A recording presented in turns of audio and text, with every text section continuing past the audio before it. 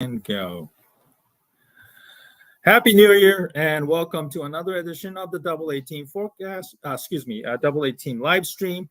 I'm your host, Stephen Nagishi, and I am very excited to be rejoined by the one of the co-hosts that I have the pleasure of doing. Excuse me, I'm still recovering from the cold, so my apologies there. But I had the pleasure of discussing the Chicago Bears with the Bears YouTuber himself, the Windy City Productions on the YouTube channel. It is the man behind that channel, Rishab Skiri. Rishab, Happy New Year to you. Hope you had a wonderful holiday season. How are you today? Thank you, man. Happy New Year to you too. I'm doing well. Excited for this game tomorrow. One final game. It's going to be a fun game to talk about. But yeah, I'm doing well. Excited to be back on. It's been a long time. Absolutely, and I also want to wish all of our viewers Happy New Year as well. And tomorrow being the last game of the 2023 season, and I got to tell you, Rishab, a lot has been talked about in the last couple of weeks. I forgot the last time we did the show. Certainly, we didn't discuss about the Cleveland game, unfortunately. The one that ended in such a horrific manner. Once again, the Bears blew another double-digit lead in the fourth quarter. And then the following week, the Bears, managed to beat the lowly Arizona Cardinals at home. And I got to tell you, none of those two games really convinced me that Eberflus or even Fields should be brought back. And then the game on New Year's Day against the Atlanta Falcons in a very blistering snow condition, I was very impressed with the whole game. Justin Fields really took command, didn't even struggle in spite of the snow. Was really, really sharp throughout the game. Started off very strong as well. The defense, kind of gave up a couple of big plays to start, but thankfully their kicker, Younghoe Koo, botched two field goals. Certainly, that's something to be expected from somebody who's used to kicking in a very nice, Mercedes-Benz stadium down in Atlanta, and they get shell-shocked kicking in a snowstorm. So that kind of set the tone, and thankfully, the Bears won that game 37-17. And the conversation obviously still well within the Chicago radio stations and media, is the Matt Eberflus is all but certain now that he is expected to be back next season. And the conversation is, if Eberflus is back, Justin Fields has to be back, and God forbid, even now we're starting to hear about Luke Getsy also has to be brought back, which makes me crawl up my skin right now. But and we had this conversation previously, but where are you right now on whether or not Matt Eberflus should be returning next season? And will tomorrow's game have any bearing, in your opinion, on whether he should be back? Yeah, I think it does have a big impact on tomorrow's results, whatever that may be. I'm not in the sense that the Bears maybe have to win it. Like, I feel like if it's like a close loss, even though we wouldn't like that, I think the McCaskies might and Ryan Poles might bring him back if it's like a 32-31 loss or something like that. But if the Bears go into Lambeau Field and get absolutely blown out by the Packers, there's no way you can bring Eberflus back. And I think that even Ryan Poles, Kevin Warren, and the McCaskies would agree with that. So even though it's only one game, I think this last game does matter a lot because obviously beating the Packers is one of your main goals as a head coach of the Chicago Bears, and the Bears have not been able to do that in Lambeau Field since 2015. That was the last time we beat the Packers in Lambeau Field, and beating the Packers in general, we have not done that since 2018. So it is a massive, massive game for Matt Eberflus to prove he belongs here with the Chicago Bears. And I think that if the Bears do win this game, there's like 0% chance Eberflus is going anywhere because, again, like we have not beat the Packers since such a long time in Lambeau Field. We have not beat them since 2015. And this team is, even though I have my gripes with Eberflus, this team has gotten better throughout this last half of the season. And, from last year when they only had 3 wins, if they win this game, they would finish with 8 wins and very easily could have made the playoffs. And obviously they have draft picks coming, cap space coming next year. So You know, Sure. I'm still not the biggest Flus fan though. Like, I'm not sure if he's a coach Me that neither. No. I'm not sure he's a coach that can win you a Super Bowl, but there's just like I can't see any logical way in which they would fire him, right? Because to improve by that much, you know, in the win department and defense looking like a top 5 defense right now, beating the Packers, there's just no way that they're gonna fire him. So I think our game does matter, but I do think Eberflus is coming back next year. No, you know, if that happens. Yeah, I kind of resigned to that idea myself, and the thing that still bothers me, and this is a next conversation that, excuse me, that we need to discuss is what do you need to see from him, Eberflus, to win you over? Of course, winning against the Packers was certainly makes it a feel good story for this year, but I've lodged complaint, between you and I, and also whenever I had a chance to call into the, Chicago radio stations, is that Eberflus tends to, lay blame on elsewhere. He doesn't take any sort of accountability and responsibility on himself, nor the coaching staff for that matter.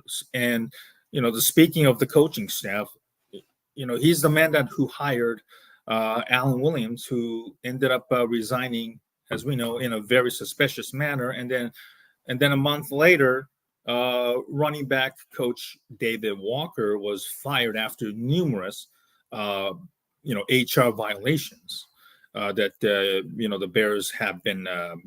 I don't know how extensive that is behind closed doors, but you had hands on hiring those two peoples, okay, and then maybe if we're really being honest, I truly believe that they should move on from Luke Getzey, even if it's the third offensive coordinator in 4 years that the Justin has to learn the offense from.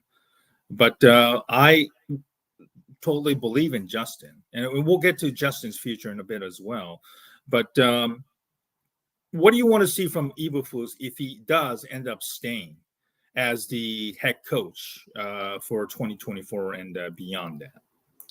Yeah, they got to close out games a lot better next year, right? Like there's 3 games this year where we had a 90% chance of winning that game and we blew it. And Eberflus blamed execution a lot of those times, but a lot of the blown leads were also because of bad play calling Yeah. on both offense and defense late. So he obviously has to get better at closing out games. Like you cannot blow 3 games like in that manner again next year. But all in all, I want to see more growth in terms of like in-game decision making too, because during the season and last year too, like there's been some moments where Eberflus has shown his rookie nature of being a head coach and just has not known how to make adjustments in game. Now, back half of the season, he definitely has been a lot better in making those adjustments, but he definitely can improve in that regard too. And I do think he has to fire Luke Getzey too. Like as much as Fields sometimes has looked good in this offense, there's been way too much inconsistencies, and especially if Fields is coming back, you have to give him an offensive coordinator that can actually build around his strengths and call it consistent game. Exactly. Now, I'm not sure that's going to happen because especially if the Bears beat Green Bay, I think everybody is coming back. That includes Luke Getzey too, unfortunately. So, Getzey probably is coming back, and all we can do is hope that he can, learn and grow as a play caller, as an offensive coordinator. But yeah, it's going to be interesting to see what happens. At this point, I think he's coming back. Eberflus is coming back if they win this game, and if he wins games next year, if he continues to improve as a decision maker, as a as closing out games, I would be happy with that.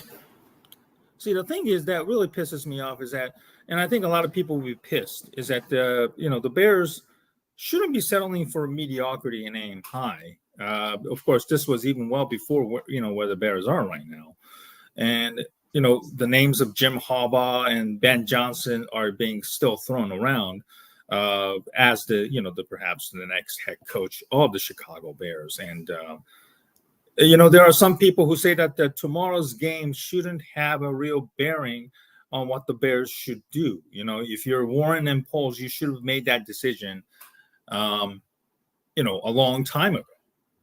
What do you say to the people that this game shouldn't have that much of an influence, despite it? It is the Green Bay Packers that you're facing.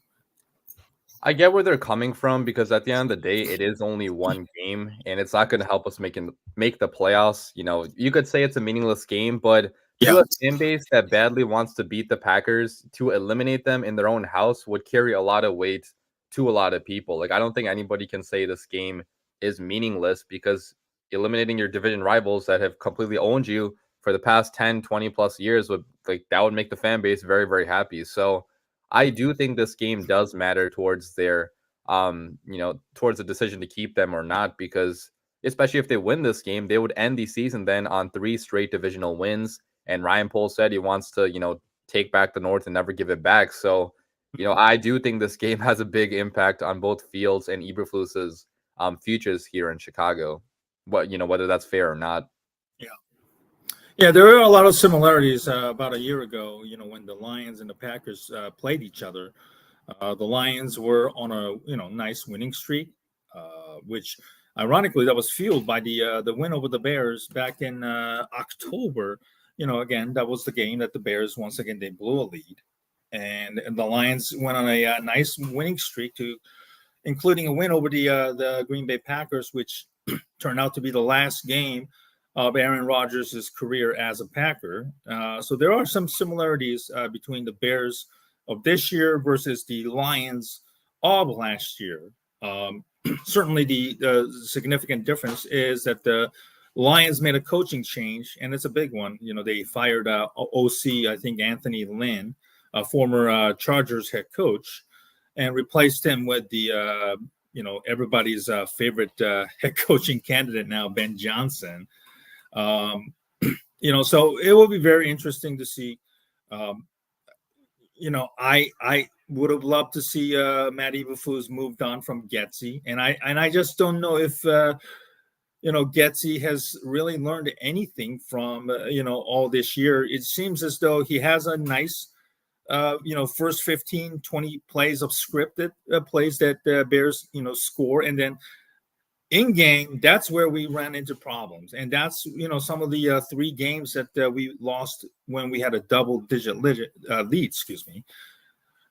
Getsy had a huge problem in it because the offense stagnated badly when we needed to get a first down. Remember the Lions game in Detroit last month? We couldn't even pick up a first down with a 12-point lead and with 4 minutes left. The Cleveland game.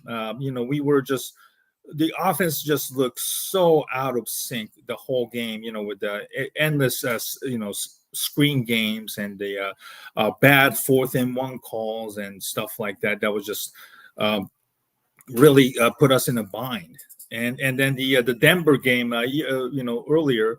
Where we had a 28-7 lead, but then we couldn't pick up a 4th down, 4th-and-1 with a like a shotgun run deep from the so far out from the line of scrimmages, and the blocking just wasn't there. There are so many things that really bothers me about Getsy. So let's just say, for example, Eberflus does stay, and then part of the agreement by the management and Eberflus is to make a coaching change. And let's say, Eberflus decides to throw, Luke Getsy and maybe a couple of other coaches under the bus, offense and defense. What kind of offensive coordinator would you like to see that, might be out there that you might be familiar with, whether it's a coach who, out of a job right now, or somebody from the, say, for example, Miami, San Francisco, LA Rams, coaching tree that you might be very, very intrigued by. Yeah, as for like actual names, I haven't really done too much research into who could be out there potentially, so maybe I couldn't give you an exact name right now. But as for like which systems, it has to be somebody in the in a similar type of system as we run right now. Because if you are going to give Justin Fields a new offensive coordinator, you cannot make him learn a completely brand new system along with that too, right? Because that would be like 4 systems in 5 or 6 years, like including his time with Ohio State, right? That would be way too much for a young quarterback to handle, in my opinion. So get somebody from the same like Shanahan type of tree, but get somebody with a better background of hopefully already calling plays, a guy that has some level of experience, whether that be in college football, NFL. I don't really care, but he has to have called plays in the past. Okay, no more like first-time offensive coordinators because that's not worked for us in the past, obviously, and that's what we did with Luke Getsy. So somebody with some level of experience and somebody that also is a little bit adaptable and that can change a scheme to the strengths of his personnel, which is not what Luke Getsy is, in my opinion. Like, he also kind of like Matt Nagy sometimes tries to fit players into a scheme that does not always work. For example, him always calling the screen passes, even though the Bears have one of the lowest screen pass success rates in the NFL. He keeps on calling it because he's too stubborn to go away from it. So, yeah, it has to be somebody that's like more of a quick thinker, smart on their feet, and somebody that can make adjustments in game, which, is not Luke Getsy. But, I will say he has, in some respects, gotten a little bit better in some games. Like, obviously, the Falcons game was a good play calling game by him, but that's only one game. You can't take away too much from one game. If he has a good performance against the Packers too, as a play caller, then maybe you could say he's improving, but right now he's leaving a lot to be desired. Yeah, if you have if you're leaving a lot on the table or leaving a lot to be desired, and if you still haven't made a decision on whether or not he should be brought back, and I agree, Getsy hasn't really shown enough growth, in my opinion, in his second year as an OC to be considered to be brought back. I don't want to say, like, again, we were the one title earlier. I don't want to settle for mediocrity, and I don't think nobody, if you're a diehard Bears fans like we both are, you shouldn't be settling for mediocrity. And I think that's part of the reason why they brought in new team president Kevin Warren to oversee the football operations. And I think there have been some rumblings, as we know, about Warren wants to get involved in the football operations. And when I say football operations, it's not like he's going to be like Jerry Jones and influence the draft, that draft this player over this and that. That's not what Kevin Warren is about. But yeah, I'm definitely curious to see if there's going to be some sort of a tug of war between Eberflus versus Warren and Poles together about the things, the changes that needs to be made to next year. Because if you run it back with Eberflus and the entire coaching staff next year, and if you're Ryan Poles, I don't care how many draft picks you fleece from other teams. You bring back Matt Eberflus and his entire coaching staff, and if we're in a year from now, we're still talking about the inability to close out games, or we blew another double-digit lead in the fourth quarter of a game that we could have secured a playoff or a spot or division, God forbid, and the Bears don't end up making a postseason again. What are you going to do? I understand you could just cut bait with Eberflus, but then what kind of a role is Ryan Poles going to be playing? Because we all know that Poles and Eberflus happen to share a same agent together, which presumably is a former Bear, Trace Armstrong, who was also president of NFLPA. And I'm going to play a clip of between Pat the designer and Courtney Cronin of ESPN about the whole hiring process, which I'm quite sure about the interview. For those of who is not familiar with, I'm going to play a clip on it, and then let's listen to this one. He didn't hire. I mean, I know what's out there. He was not the one who had the ultimate say on Matt Eberflus. That was a Ted Phillips, and that was a George McCaskey decision at the end of the day. So this would be Ryan Poles making that first real decision on a head coach. I know what was said, I chose him, that whole thing with the press conference, but if you talk to people inside the building about who had the real juice in that moment, that was a Ted Phillips and George McCaskey decision ultimately. So he didn't hire. I mean, I know what's out there.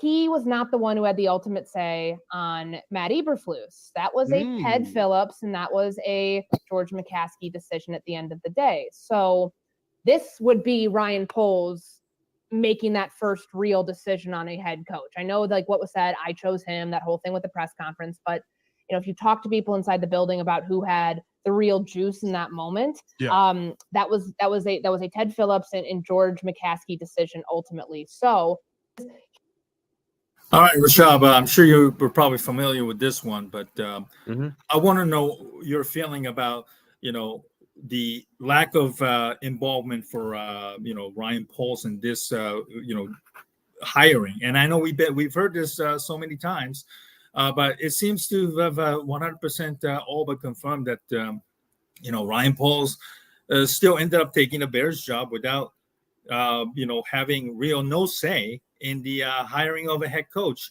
He was just literally given a list which consisted of, I believe, Matt Eberflus, Cowboys DC, Dan Quinn, former Falcons head coach, and then I hope, and I hope I'm wrong. I hope I'm not wrong, but former Lions head coach and also the Colts head coach, Jim Caldwell. Might have been on that 3 finalist list, which really, I do like Dan Quinn, but not exactly a list that really wows or inspires anybody.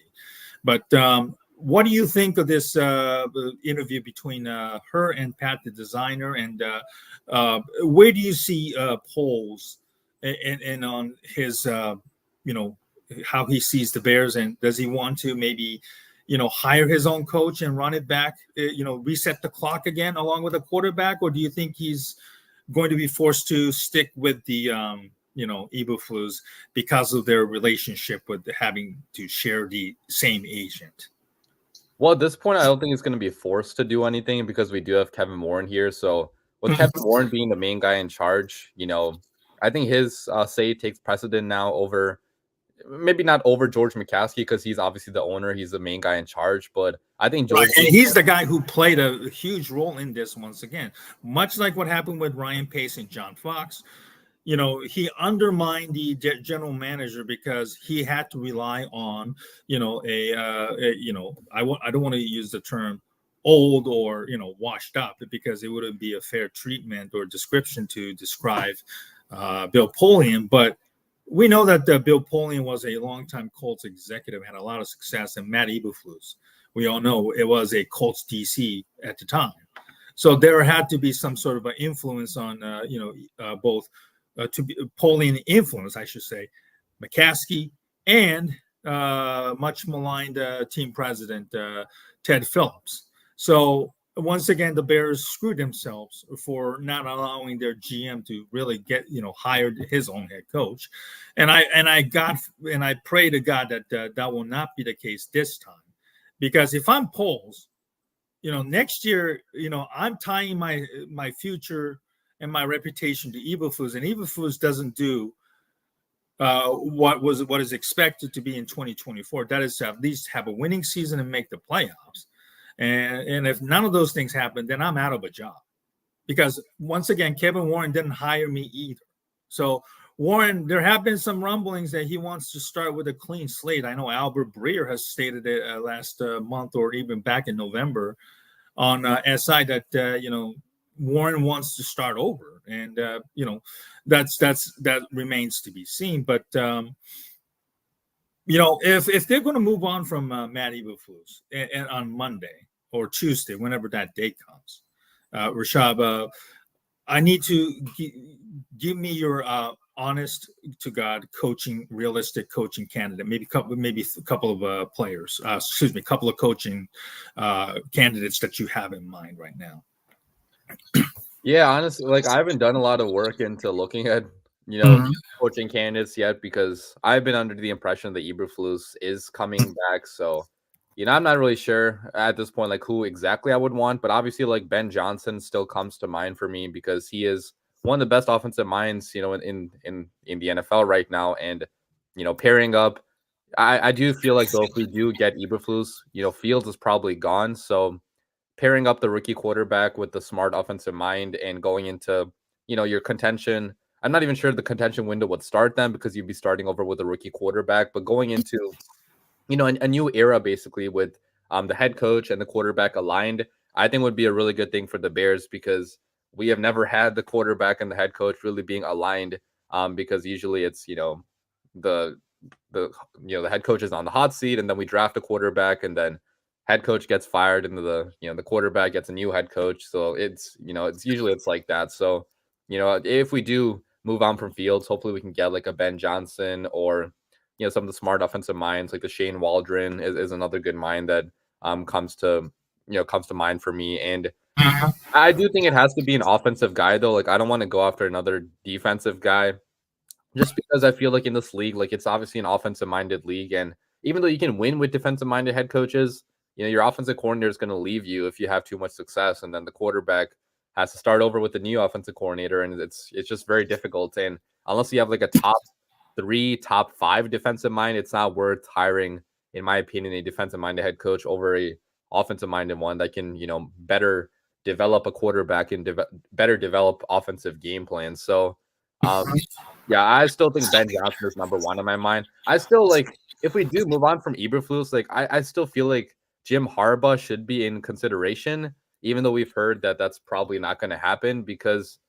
I really feel like he knows how to build a culture. He knows how to build a program. And right now, the Chicago Bears could use a proven winner like a Jim Harbaugh. I mean, I really feel like immediately next year, no matter who the quarterback is, he could have a lot of success and win the division, win the NFC North, and just, win like 11, 12 games, right? So I don't know if Kevin Warren wants to give up that power, though. If Ryan Poles wants to give up that power to, Jim Harbaugh, because he's going to demand some power. But if he wins a national championship, especially, he's definitely going to the NFL next year. We've gotten a lot of reports about him wanting to go to the NFL.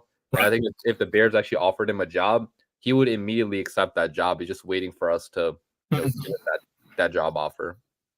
Yeah, I think it's a foregone conclusion. With the pending sanction from the cheating scandal that Michigan was embroiled in late last year, I think it's time for Jim to jump ship.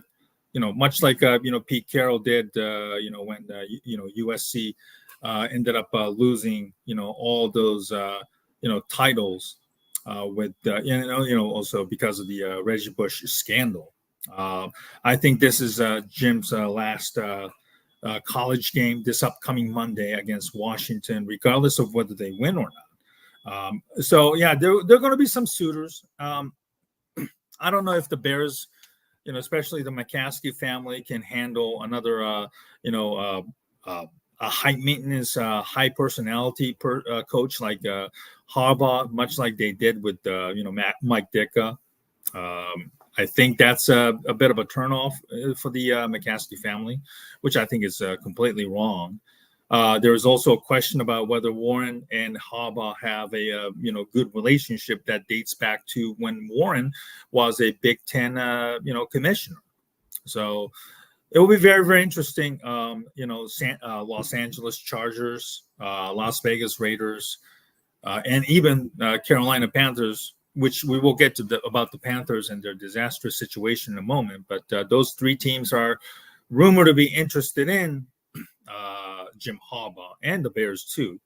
So it will be very, very interesting to see. There were also rumors that Harbaugh was going to sign an extension, which prevents him from, interviewing with the NFL teams, at least for 2024 season. So it will be very, very interesting.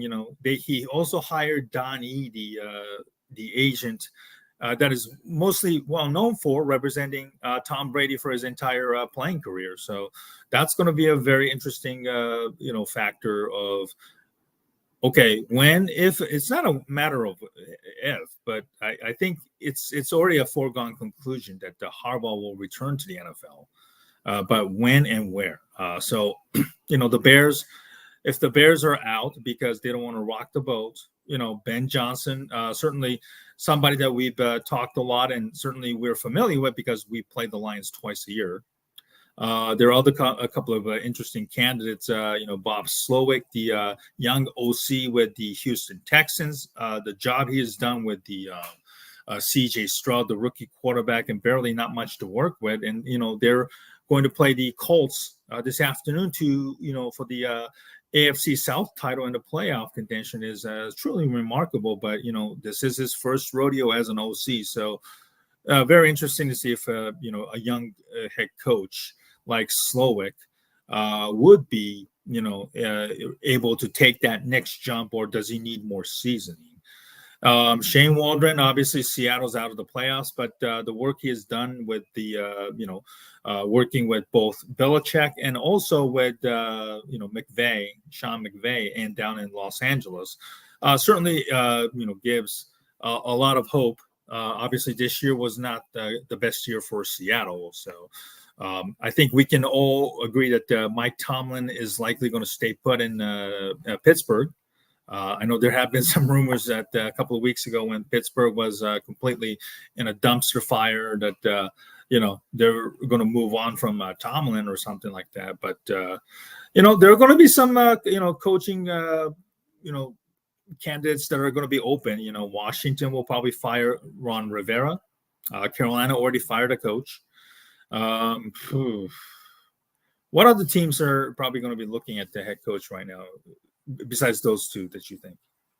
Yeah, I mean, I guess it depends on like how some teams finish the season. So I heard Atlanta definitely could use a coach. Yeah, Atlanta definitely could. The Titans also. I don't think you said Mike Vrabel, right? No, I haven't said Mike Vrabel. Yeah. Even that, like, that's probably not going to happen. I think that would be absolutely stupid to fire Mike Vrabel. But there's been rumors about them doing a switch between, Mike Vrabel and Bill Belichick, like trading head coaches. I think that's, obviously a very far-fetched theory. But if they want to move off of Mike Vrabel, New England will move on from Bill Belichick. So that's 1, 2, 3, 4, 5. That's 5 teams. And then you could probably put Bears still at 50-50 right now, maybe. Yeah.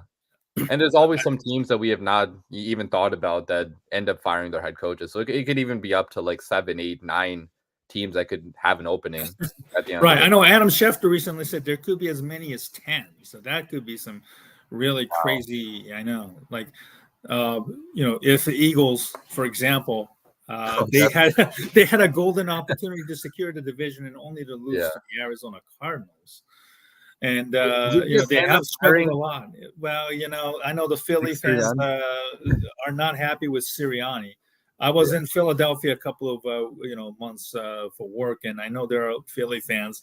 They're just obnoxious and passionate as we are, when it comes to the Bears. But there have been some issues and there have been some problems with Sirianni all year long, and I'm very, very curious to see what the Eagles do. It would be nonsense to move on from him, but obviously, for them to blow a division lead against the Arizona Cardinals probably will not sit well with the with the ownership and the fans too. So it will be very, very interesting to see what they do with it. So let's move on and talk about the the Justin Fields' situation. It was really cool to see Justin really put up a fantastic number. He looked really, really poised and decisive. And the pass that he threw, especially on his first touchdown, where he threw it in the back corner of the end zone, was something that I don't think we've seen Justin do too often. And from that point on, he scored another touchdown. We all know his ability to break off from a sack on 3rd and 8 play. That was, I think, in third quarter. And if it wasn't for Tyler Scott dropping those 2 easy touchdowns, that was right on the money. He would have had better numbers. So, where are you on this Justin Fields conundrum? Is there any scenario where you can see him staying? Where if Eberflus gets fired, and of course that's up to the next head coach, do you think that there's enough for maybe a new head coach to say, okay, I can work with Justin and I can get the most out of him than anybody else that he's worked with? I'm sure there are head coaches out there that like him as a player and that would love to, build around him. But I do also find it hard to imagine that if we don't keep Eberflus, Fields is coming back, because usually the new head coach wants to start over with their choice of quarterback. And maybe that could be Fields, we don't know. But I do think it's more likely that if Eberflus is fired, we do go after a rookie quarterback, whether, we like it or not. But if Flus does stay here, which is, it seems like it's likely Flus is staying. And if we do beat the Packers, if Fields has a good performance against the Packers, I can very well see Fields coming back, because he has shown a lot of improvement as a passer, even if people don't want to admit it. Yeah. Obviously, it's not been as, big of a leap as we were hoping for. Like, he's not passing for 300 passing yards a game or anything like that. But you also have to take a look at the personnel. Like, we don't have a good receiver number 2. Luke Getsy, we're not the biggest fans of either. So even though Fields has, still has a lot of room to grow as a passer, I think there's enough to work with here, where he's showing improved anticipation and passing down the field. He's showing improved decision making. He's not turning the ball over as much. I think in the last 4 or 5 games, he only has one real interception. 2 of them were on the Hail Marys, and one of them was actually a dropped Hail Mary or dropped interception. They still counted against the Cleveland Browns game right at the end of the first half. Yeah, so like he's definitely become better as a quarterback. The question is, can you win a Super Bowl with Justin Fields? I'm not sure about that, but I do think that if you surround him with the best pieces on offense and on defense, then you can win with him. So I'm personally a fan of bringing Fields back. I'm not sure what the Bears are going to do at the end of the day because it depends on the head coaching call, in my opinion. But I do think there's a world in which Fields comes back next year. Yeah, I know it's been a hot button topic and it's gotten really, really toxic on Twitter, of course, unfortunately. But, I'm still for, and, there have been some momentum by the, national media in recent days about maybe running back with Justin Fields and then build things up. In 2024, we've had Trey Wingo who said the same thing. Chris Long has said the same on his podcast. And then Alex Smith, former Chiefs QB, and obviously somebody who knows a thing or two about being replaced throughout his career.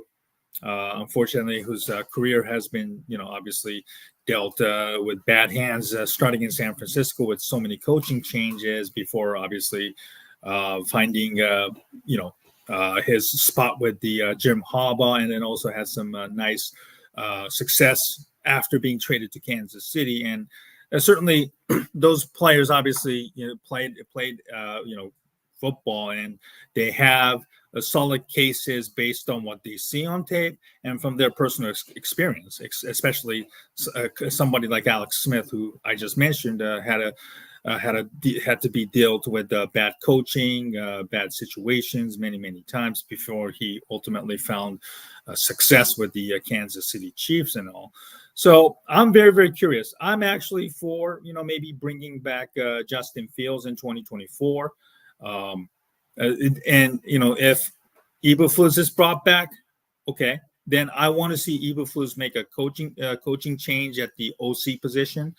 Maybe bring in somebody like Greg Roman, who has had a lot of success working with Lamar Jackson down in Baltimore. And, certainly a lot of people would bemoan that selection because obviously, he didn't become like a real good passer. But if you look at Baltimore's situation, Baltimore's receiving core was either always somebody injured, or they didn't really put that much money or invested in the receiving, other than drafting Rashad Bateman in the first round, who hasn't really done much at all in the NFL. And then once Roman was fired after this last year, they bring in Todd Monken, and they invested Zay Flowers and signed OJB, Odell Beckham.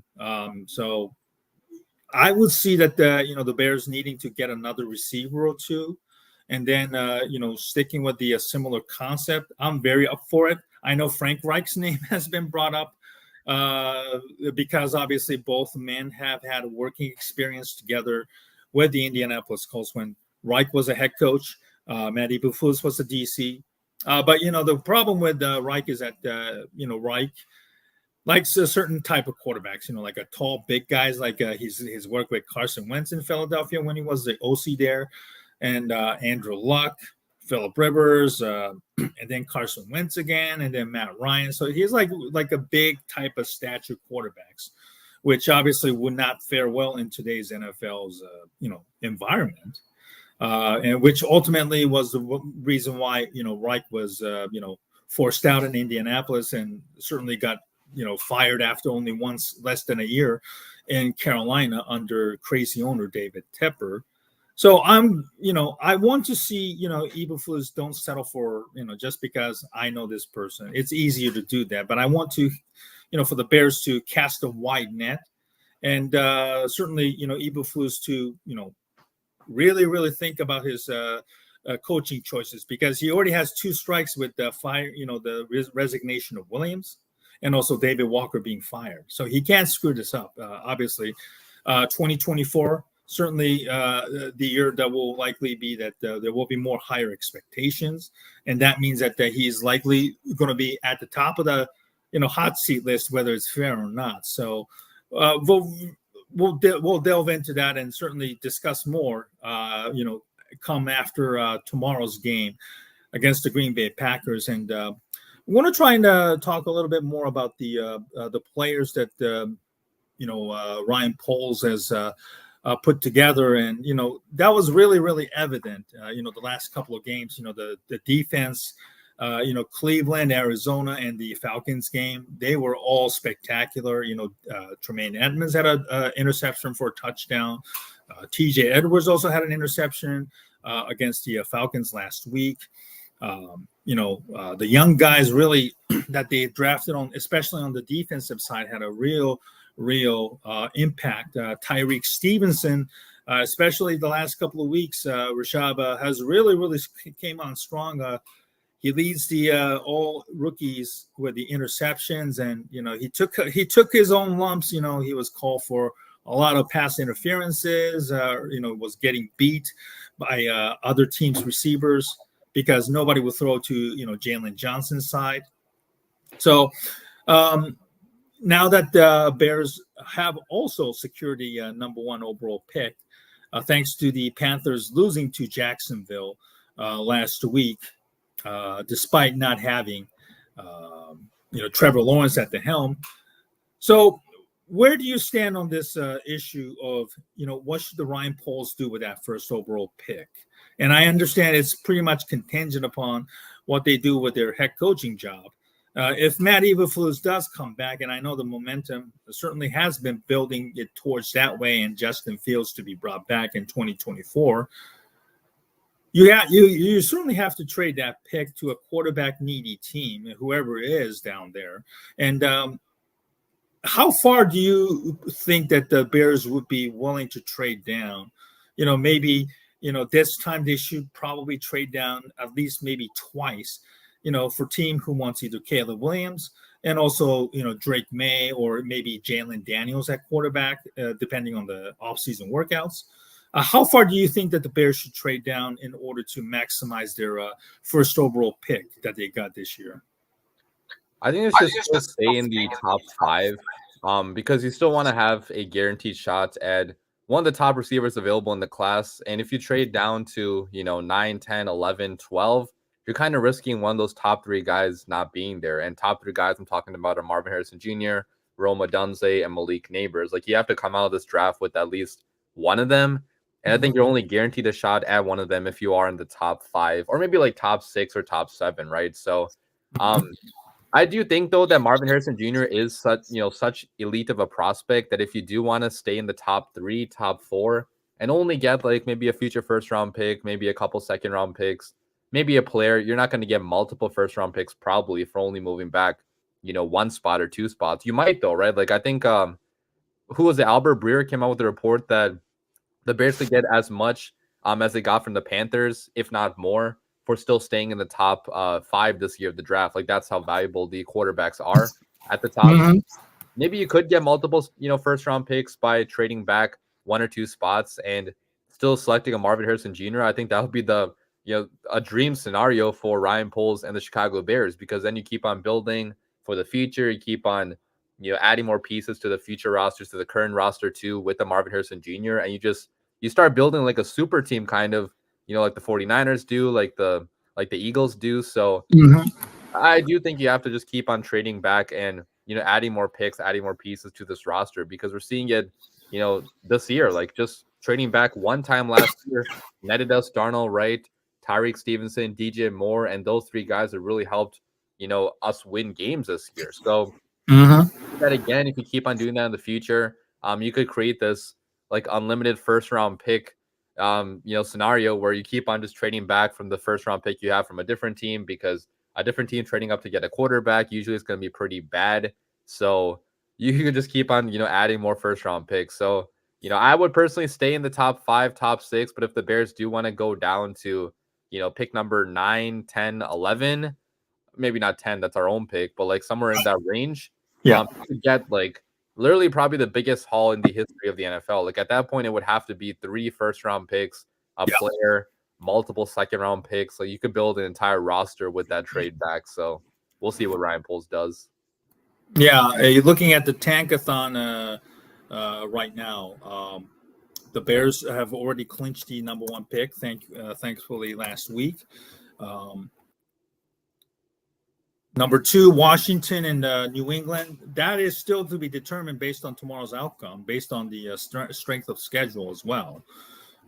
If both teams end up either winning or losing together tomorrow.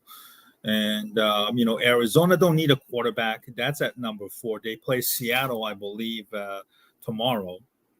The Giants, that's an interesting team. They went through so many different quarterbacks. Daniel Jones, Tommy DeVito, and now Tyrod Taylor. Chargers don't need a quarterback, Justin Herbert. Fortunately, this will be his 3rd head coach already. Tennessee has Will Levis. I'm not quite sure if they're fully committed to him yet. The Falcons, which we beat them last week, they definitely need to upgrade their quarterback, as is Las Vegas. So is Denver, but Denver gave all of that pick on Russell Wilson trade, and they've already decided to move on from him. So right now, I'm looking at maybe Washington. Washington could be interested in Caleb Williams just as much because he is from Washington D.C. and they might need to decide that they need their hometown star much more than the Bears do. And if God forbid, Washington wants to move up to from 2 or even 3 to 1, if they ended up dropping all the way down to say, let's say for example, number 3, they're going to have to jump New England at number 2, and New England certainly also needs a quarterback, obviously, having gone through, the disaster with Mac Jones and Bailey Zapp this past year.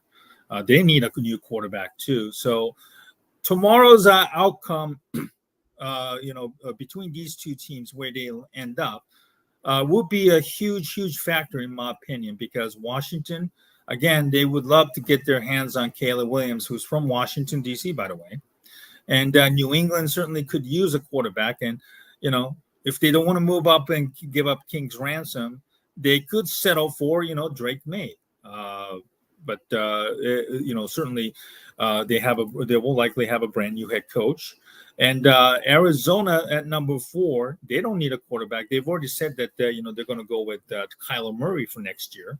So that's the team that's certainly a threat to the Bears getting Marvin Harrison Jr., because they certainly need a lot of receivers to support Kyler Murray because he has no one to throw to. So yeah, I am looking at maybe these top 5. Maybe we could drop down to 2 or 3, and then maybe whoever wants to draft, either Caleb Williams or maybe more likely Drake May, and if they like him enough, or even Jalen Daniels. I could probably see the Bears maybe try and trade down twice, which happened last year if it wasn't for Houston backing out of the trade. The Bears, and then eventually the Bears would trade down from their top pick to Houston, and then Houston moving down all the way to, Carolina's selection. So that would have happened last year as well. But I'm very, very interested to see tomorrow's outcome. The Bears and the Packers, we care much about that tomorrow's game. But tomorrow's other games, much like last year, folks, could have a huge ramification on the draft order. And if, whoever ends up at top 2 and 3 or even 4 and 5, could have a huge impact on the off-season plans for the Chicago Bears and how they want to play this out, especially if they want to run it back with everybody next year and start building their team through the draft once again. What area do you see the Bears? What's the biggest area of need right now? I'm going to start right now, certainly with another wide receiver. That's at the top, number 1. And then a center has to be, filled, either a veteran or a young draft this year, and probably another edge rusher alongside Montez Sweat. And then maybe, safety to replace Eddie Jackson. Maybe not in 2024 because his cap numbers are high. And if Eddie wants to come back and rework the contract, we could still bring him back. But they still need somebody to replace him in 2024, 25 based on his health. So those are my top four, needs at the top right now on top of my head. Where's your draft needs or this offseason needs right now? I would agree with that. I really don't think the Bears have that many needs, to be honest, right? Like, you named all of them for the most part. Like, if you look at every other spot on the roster, it's basically full with a rising rookie or a young player or like a really established veteran. So that's the one good thing that Ryan Poles has done as of late. Like, he's built this Bears roster up so much in 2 years where we literally only have like 4 actual needs, which we can very easily fill in the NFL draft. I think receiver number 2 is probably the biggest need because we're seeing it, time and time again this year. Like, Fields has nobody really to throw to on the receiving core besides for DJ Moore. Mooney has been way too inconsistent. He's been taking a massive down year. I don't think there's any world in which Mooney is going to come back. And Tyler Scott, the rookie, has not proven anything to me at all. Like, he's had drops. He's not, been able to adjust to the ball. So I think that's also one area where Ryan Poles has struggled drafting, though. Like, 2 receivers he has drafted, both Velus Jones, Tyler Scott, have been maybe not bust, but like they have not lived up to the draft value, I'd say. So that's why I feel like we have to go receiver in the top 10 here, because going after Neighbors, Harrison Jr. or Odunze, I don't think you can mess that up. Like, I think all of them are guaranteed to be really good. Absolutely. Yeah, receiver number 2, edge, like you mentioned, we do need another edge rusher. Center, we're not going to draft a center, obviously, in the first round, but later on, sign a veteran, something like that. And maybe one you didn't mention, though, is guard. I would like to add another guard. Oh, yeah. Because Tevin Jenkins, we know, gets hurt a lot. Nate Davis has been pretty up and down this year. He's also been hurt as well. So I would like to add another, higher quality guard that we can insert into the starting lineup if Tevin Jenkins does get hurt again, or if Nate Davis goes down, God forbid. So no, that's a great. That's a great. I'm thankful. I forgot about the depth at guard because, like you said, Jenkins gets hurt unfortunately a lot, and his health unfortunately cannot be trusted yet. And Nate Davis had a very, very uneven season, and obviously he dealt with personal stuff off the field that really impacted him as well, but. Certainly, we need to have a more reliable guard, and with Cody Whitehair likely to be gone as well, they need to certainly upgrade the the center and the guard depth position as well. So, much credit to you for their mentioning. So, I don't think the Bears are at a point where they're rebuilding right now. They're pretty much kind of have the foundation in place. Now they need to start adding the pieces more, and then also, like you said, upgrade the depth at guard and also safety, and then also get a stud receiver to go alongside DJ Moore. Those 3 receivers you mentioned, Harrison Jr., Neighbors, and Odunze, I guarantee that one of those 3 will likely to be wearing a Chicago Bears uniform come April draft, and I think that obviously a lot of people love Harrison Jr., but I don't think you can't really go wrong with the other 2. Odunze had a phenomenal game against Texas in the semifinals. Neighbors has been, lights out, and he's the big reason why Jalen Daniels won the, Heisman Trophy this past year. So I don't think, those 2 receivers that I just mentioned, you can't go wrong with any of them. Oh, sorry. Sorry. You would agree that even if the Bears do end up selling for those 2 that I just mentioned, I think the Bears would be in a pretty good place there, don't you think? Yeah, 100%. Like you mentioned, I mean, those 3 are so highly touted prospects this year. Where I think I heard Daniel Jeremiah say that all of them would be receiver number 1 in last year's class. So you got 3, basically receiver number 1 prospects in this class. And Yeah, I mean, if the Bears go after any of them, I think obviously we would prefer Marvin Harrison Jr. because he has the highest upside. He's a generational talent that could be like a Calvin Johnson, like a Julio Jones type of guy. But even Odunze, people have called Odunze like a bigger DJ Moore somewhat because he can get yak, he can separate, and that'd be a good fit with Justin Fields too, especially right because Justin Fields is also guys that can separate, that can get open, that can get yak ability too. So I'd be very happy with any of them. For sure. Absolutely. There's more interest, obviously there's more reasons to watch the Monday's national championship.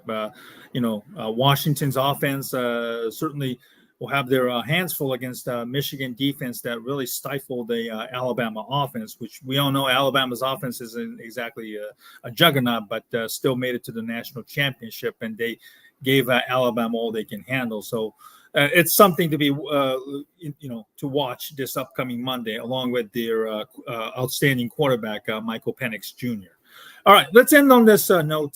Bears-Packers prediction. Tomorrow, obviously, is the last game of the year. It's a put up or shut up time for the Bears. Certainly, we discussed already about maybe there's still a lot riding on this game for everybody involved on the Bears right now. Couple of key points to discuss. Bears have a lot of players, unfortunately, that popped up on their injury report that are kind of listed as questionable. Jalen Johnson, especially, he had a shoulder injury against the Falcons game late in the game, unfortunately, but still, the game was pretty much in the hands. The Packers are getting Christian Watson back here, but he had been out for quite a while with the hamstring injury. It'll be very interesting to see how much he's able to go. Hamstrings tend to really give a lot of players, fits and problems throughout the year. I still hope that Jalen Johnson does play. Maybe on a limited count where he has to rotate with Terrell Smith or even Tyreek Stevenson. On that, maybe Terrell Smith has to play a little bit more than Jalen Johnson has to.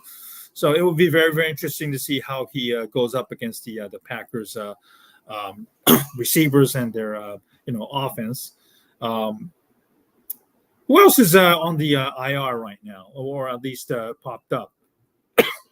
Well, Darnell Mooney is not playing because of concussion. He's probably played his last game with the Chicago Bears, obviously, unfortunately, a couple of weeks ago. So that means Tyler Scott has only one more game left to prove himself. I know one last week's game isn't kind of like a fair to judge on him, but those things really it gets ingrained in the minds of us fans and the players, unfortunately. So based on what Bears do this offseason, Tyler Scott might have a hard time, trying to get playing time or even make the team. So really Scott has to step up and have a short memory and, to prove that, he can be trusted, against the Packers defense, which we all know is a very, very bad defense, ranked near bottom in every category, and probably Joe Barry, the DC, will probably gets fired at the end of the year. Justin really has to have a strong game too against the Packers defense. We all know what happened in week one. That really soured a lot of the fans' feelings about this team. I think a lot of people still talk about it. And I know Tom Waddle this past week on ESPN 1000 was still hot and bothered by that loss. And why wouldn't you be? You basically spent the entire offseason, leading up to this game, and you get your ass kicked 38-20. Looked so unprepared and just convoluted. And now, week 18, you finish your season against the Packers. You have so much to play for, maybe not the playoffs, but you have to show that you have shown tremendous growth from that time. And obviously the Bears are a much better team since they've also added Montez Sweat, who has basically been, incredible. But obviously the last two games, he hasn't had a sack, but he's still made some nice defensive plays. So it'll be very interesting to see, how much Montez Sweat is able to create havoc now that the Bears have him, versus when they didn't have him in the season opener. So, okay, Rishab, I'm going to give you give me your prediction. What's your score for tomorrow? I got Bears winning 26-23. I think it's going to be a very close game. Vegas only has us as a -3 to the Packers, so like they think it's going to be a toss-up basically, and I do think the Bears are going to win this time. Usually I do pick a Bears win against the Packers, and it never really happens, but this time I actually think it will happen because, like you mentioned, like we have Montez Sweat now on this team. The defense is playing at a totally different level than they were in week 1. It's not even close to the same defense now, especially with Alan Williams no longer here. We actually got a good defensive play caller now in Matt Eberflus. So I think the defense can give Jordan Love some fits. I still think they score 23 though, because they have been playing very good. Jordan Love also has been playing very good football as of late. So they probably will score at least 23, but I do think Justin Fields and the Bears get it done against a pretty poor Packers defense, because they realize, their jobs are on the line. Fields is coming off his best game as a pro. I think he keeps it going in this game, and the Bears get the upset at Lambeau Field. So I really hope that happens.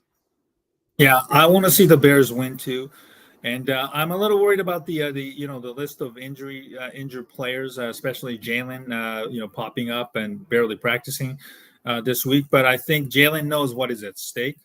Obviously, his contract is up after this year, and he wants to get paid. And certainly, I think Jalen will play, and despite the injuries and all, I'm going to say the Bears will win 30-27. I think this will be, like you said, it's a close game. Neither team's defense for the Packers and offense for the Bears certainly still leaves a lot to be desired, and probably there are going to be some moments where both teams are putting up a stinker offensively and defensively, but I do believe that the Bears have a lot to play for, and they want to play spoiler. They want to show that and prove that they're a different team than they were from a week 1's debacle. And I think people know that the significance of this rivalry. It's been so one-sided, and Aaron Rodgers had to inject himself this past week on a Pat McAfee show, referring to us, even though he's no longer with the Packers and playing for the Jets, and somehow he has to troll there. So I think there are, Bears are far more motivated, and God forbid, I hope they are, and they want to be able to channel that inner anger and then motivation into victory. So I hope.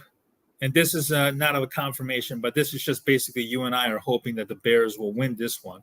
But obviously there are more optimism than considerably say 2 months ago where the Bears were. So I'm going to say 30-27 Bears, and the Bears will finish 8-9. And if they finish 8-9, I think we can both agree that that should be more than enough to bring both Matt Eberflus and Ryan Poles back for 2024, there's going to be some maybe coaching changes being made, and see how it goes. But again, you and I will probably have a time to discuss this just after the Packers game next week to close out the 2023 season. So Rishab, I want to thank you for coming on and doing this show again for the first time in New Year's, and certainly had a lot of exciting things to talk about, and that the Packers week is exciting, and I think a lot of us can agree that we have a lot to talk about this upcoming off season, and the future looks to be really, really good for the Chicago Bears right now. Yeah, it's going to be a lot of fun. I mean, that's a good part about hiring Ryan Poles. Like, he's made each offseason so fun because he's acquired so many draft picks, so much cap space. So it's going to be a fun time again for sure. Absolutely.